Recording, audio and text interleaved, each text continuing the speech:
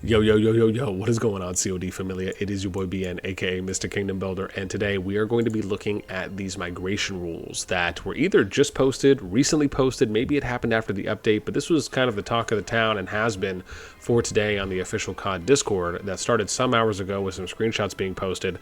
Shout out to my boy Heisenberg too as well, who posted some of these and was able to give us some clarification, at least for some early notifications.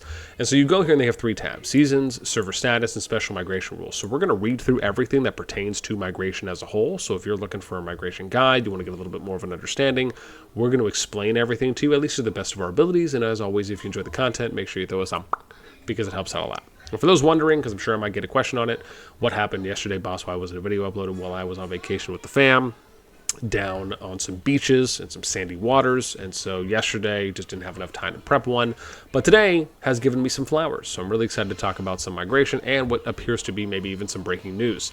So let's go in and touch on this. So we have season phases. Seasons, season phases, construction phase. The realm is no more than 10 days old. This is pretty similar to Rise of Kingdoms. They have something similar like this as well. Season 1, the realm is older than 10 days, but Season 2 has not started yet. Season 2 has started, but the pre-strife has not started. Pre-strife has where it has started, and Season of Strife registration has not started. And then you have Season of Strife, which is where the registration begins. Server status. Depending on a server's number of active players and total influence, it will be designated one of four possible statuses: normal, active, crowded, and full. When the migration feature is enabled, servers will be granted differing migration quotas depending on their status. The rules for migration quotas are as follows. Keep in mind the word differing here, because now, when I look at this, I am a little bit sad.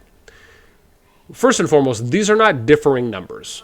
Now, if you want to make a stretch and say that 0 and 300 are differing numbers, sure. But let's keep in mind that that has always been the case for full status kingdoms. You've never been able to migrate people in when they're at a full status. So, with that in mind, really what we have is crowded, active, and normal. Now, let's also put into perspective that those are all the same numbers. There's nothing different about them, right? Let's just be honest and upfront and real.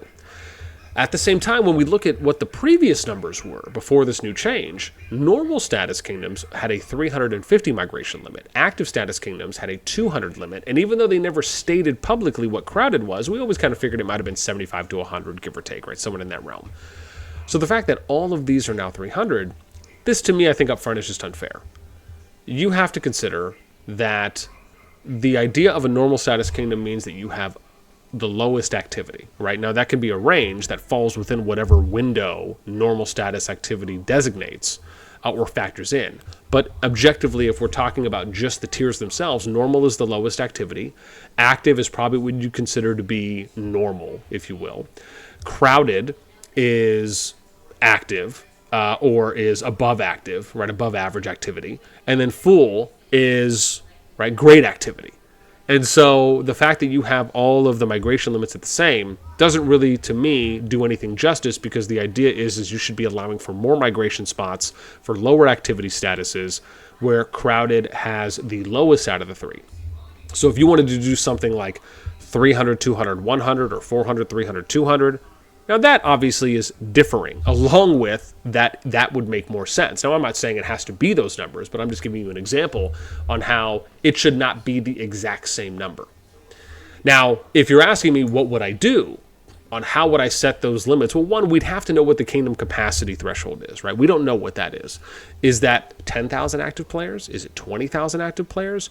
It'd be nice to know what that is. On top of that, it would also be nice to know what the season kingdom capacity numbers are, because we know from the interview I did with Aussie and Leo a while ago that Leo had stated that they would be increasing the kingdom caps season to season. So we would need to know what's the season 1 cap, what's season 2, what's season 3, until it eventually plateaus at a certain number. What do those numbers look like up until that point?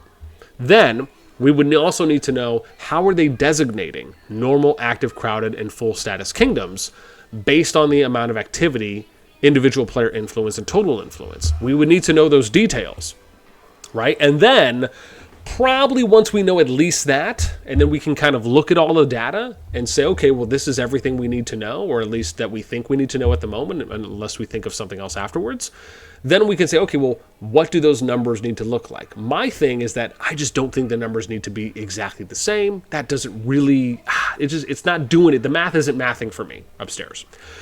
Continuing, let you guys let me know what you think. Do you want all the numbers to be? Do you want all the migration limits to be the same? Do you think they should be different? And if so, what do you think the limit should be at each status tier, with the exception of full, of course? Notes: the server status can be changed frequently while it is in the pre-war phase. Okay, so this mentions pre-war phase, and that's probably where the migration is happening, right? And pre-war is basically once you finished a season and you are in home kingdom before the new season starts. A server's season migration quota will change depending on the server status. It may increase, decrease, or be reduced to 0. When a server has filled its migration quota, players from other servers cannot migrate to it through season migration. High Kings and other lords are advised to coordinate season migration carefully. I do like this, because this is one of those things that they're adding in as more of a kind of recommendation text or a tip. And this is something that they typically do not do.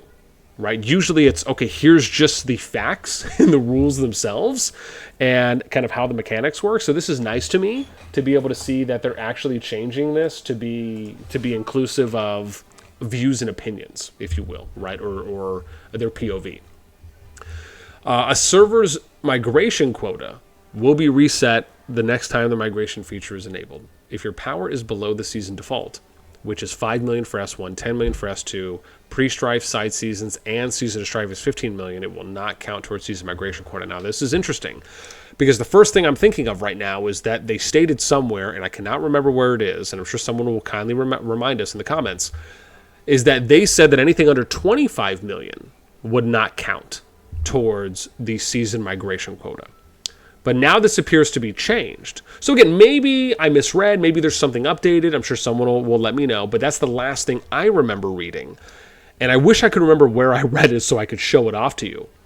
But yeah, so that is interesting, and I'm sure someone will let me know if that's accurate or not. But if so, and it is accurate, then that's unfortunate. If it's not accurate, then okay, I probably just misreading something recent.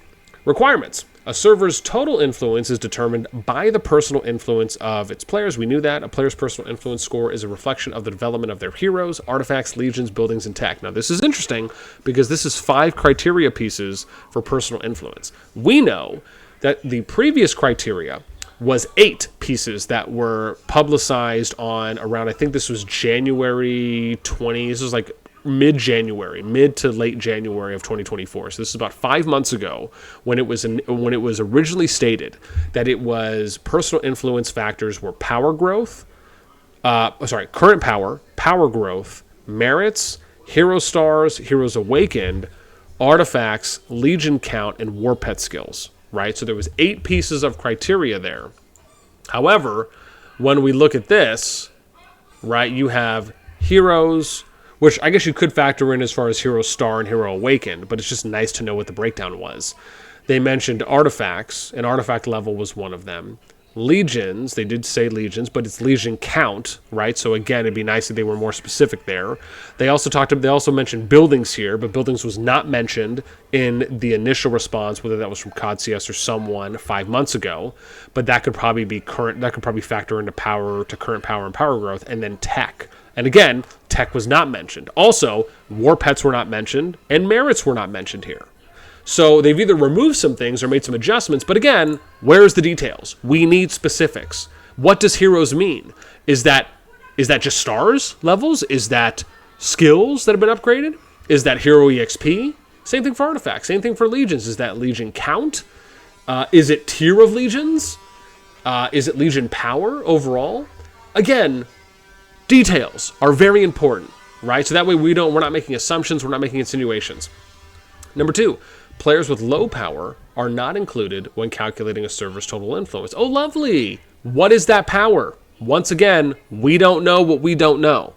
And when we don't know information, it actually leads to more chaos because assumptions are then made, and then kingdoms, and I'll just give you a very quick example, kingdoms then have to go through and say, okay, well, we don't know what the low power is. So then they start guessing, and then when they start guessing, they start making up their own numbers, and then what starts happening? Well, they start ostracizing players in their kingdom because they don't know what the power is, and if they don't know what the power is, then they'll make up or they'll come to a conclusion on a number, and they'll say, okay, well, these people, we either have to do this, or that with them, and it just leads to what can be a poor individual player experience, right?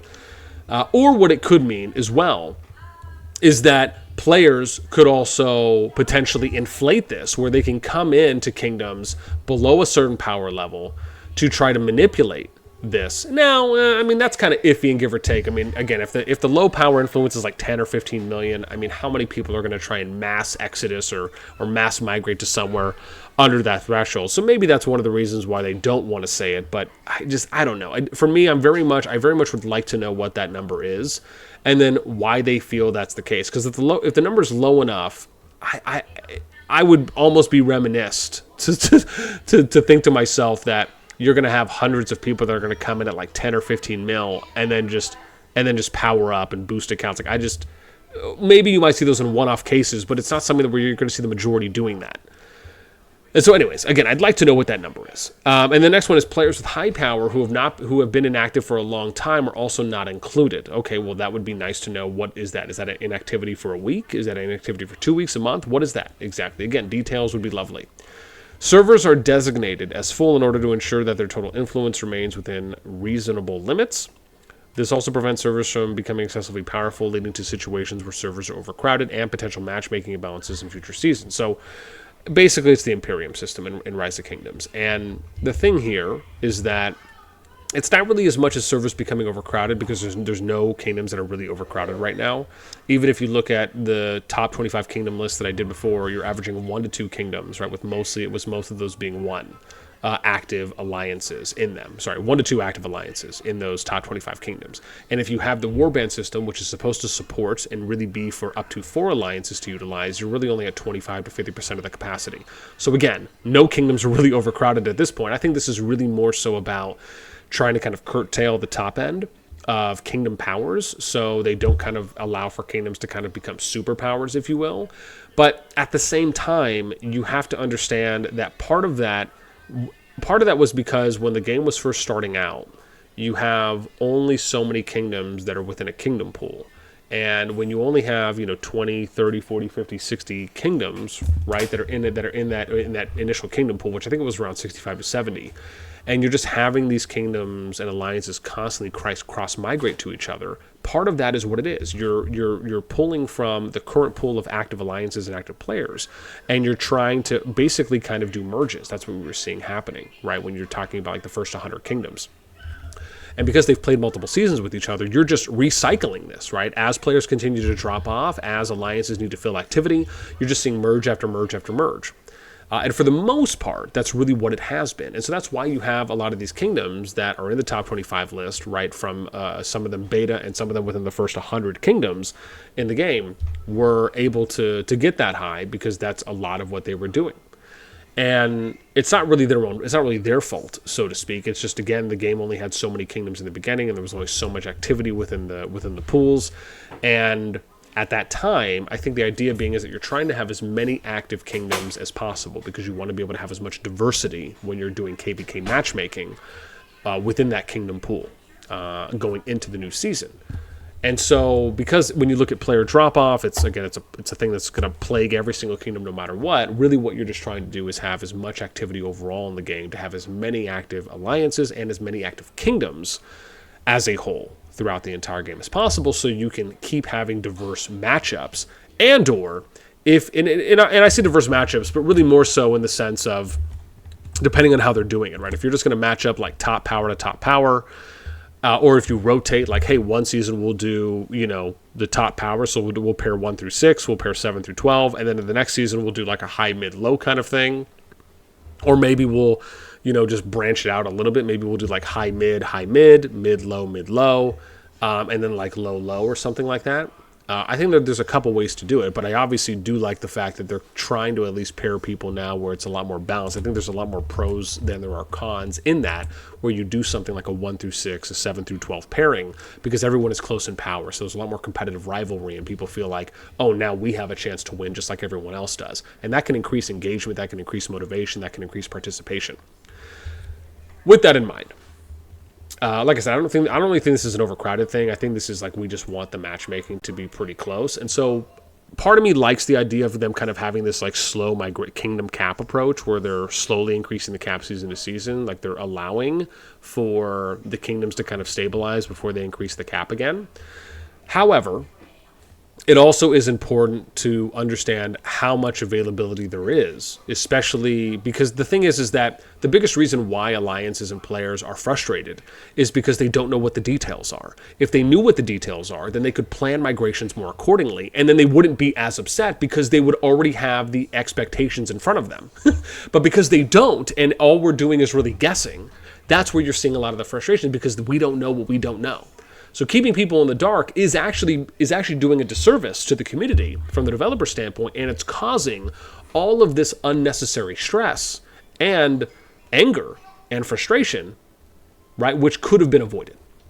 So let's move forward. Migration status. Depending on the server's migration status, when the migration feature is enabled, it will show either migration permitted, special migration required, special migration applied, or migration not permitted. So here they go as follows. Migration permitted, I'm just going to assume it's left to right, top down. Migration permitted, current server status is normal, migration is permitted. Special migration required. If a player's power exceeds the limit set by the High King, or the destination server is filled its season migration quota, you are applying to migrate to the server. We knew that. Special migration applied, I guess that's blue, and then red is migration not permitted, which is special migration quota has been filled because your current power exceeds the limit set by the High King, or this realm's migration quota has been filled. You cannot apply to migrate to this server. Okay, we get it. Thank you. Next, we have here is server status. Players can only carry out season migration to a server in the same season as their current server. There are different rules for migration between servers in differing seasons. So basically what all this says, it looks like, is a character's current server and destination server must be the same. We knew that. And the destination server must not have entered the preview phase for the new season. So basically what this means is home kingdom. So once your end of season time limit has finished for your current KVK season, which would be season 1, season 2, Bellerin season 1, Tamara season 1, Bellerin season 2, that's a KVK season because you're matched with other kingdoms. Once that finishes and you go back to your home kingdom, which is the pre-war server, then you can migrate. So any kingdoms that are here in the pre-war server together at the same time can migrate between one another. So you can see as an example here, there's a lot more kingdoms. You look at Bellerin season 1, there's none. You look at season 2, there's only some. And you look at end of season 1 for pre-war, these are the kingdoms going into season 2, right? You can migrate between those. So just to kind of give you a heads up. Now, unless they state that otherwise or somewhere else that's stated or that's been confirmed somewhere else, then so be it. But that's basically how you can move at the moment, right? So it's not just limited to your current KVK group. It's limited to the kingdoms that are within the same KVK season that are on the same timeline, right, to finish the season out and enter into home kingdom. Then we get to Season of Strife, which is a character's current server number and destination server number must have a difference of no more than 50. Meaning you have to be within plus or minus 50. So an example would be if you are Kingdom 50, you could potentially, let's be specific, migrate to Kingdom 1 or Kingdom 100, right? So plus or minus 50. And that's how I read that, unless that's stated otherwise. But again, the same rules would most likely, at least I assume the same rules would have to follow, right? You still would have to be in the same season, and the same destination server, right, for the preview phase, right? So it'd have to be pre-war realm and same season, right? So, and maybe this means Season of Strife and beyond. So will Season of Strife basically be what Season of 3 will be, and then there will be no more seasons, and it'll kind of turn into an SOC Season of Conquest type thing, and then it's plus or minus 50 kingdoms from there. However, if that is the case, and I just want to be clear here, and this is based on how the rules are stated at the moment, that does kind of suck, because what that means is that someone who is in Kingdom 70, who maybe wants to go and play with their people in Kingdom 140, would never be able to, right? Because it would be more than the kingdom would allow. And again, that's with the current rules, right? These obviously could potentially change. Maybe they'll add something in later. But at the moment, if you are 50, if people you want to go to or a kingdom you want to go to or friends want to come to you, and they're more than 50 kingdoms away, once you get to Season of Strife, then you're never going to be able to migrate to meet each other. So that kind of sucks. And I say that because it's almost something that can potentially encourage more restarting to an extent. And the challenge with restarting is that anytime you restart, oftentimes you slowly lose out on your existing level of motivation and enjoyment for the game. Like, let's say you start off in a game and you end up in a great server, your excitement, enjoyment, your replayability is at 100 over 100. When you restart, that number trickles down a bit. It just depends on how much for each individual. And every time you restart, it keeps going and going. And so it doesn't mean that that number can never go back up, right? It can if you find a really good place, but it's always going to start off lower, right, upon that at that initial restart. And this is something that really leans into that. If you want to go and replay with people, you either would all have to restart together, which can be difficult for people that have spent money, or you make another account if you want, but that still can be draining because then you have to play more than one. And so, yeah, anyways, it's a rough pill to swallow at the moment, and obviously that's the way that the migration rules are now. Now, that doesn't mean that that may be the case forever. Maybe it'll change, but I'd love to hear what you guys think on that. Now we get to power limits. The High King can set a power limit for players migrating to the realm. Players who exceed the limit cannot migrate. The High King can select from the following power limits. Season 1 is 3, 13, 23, 33, 43.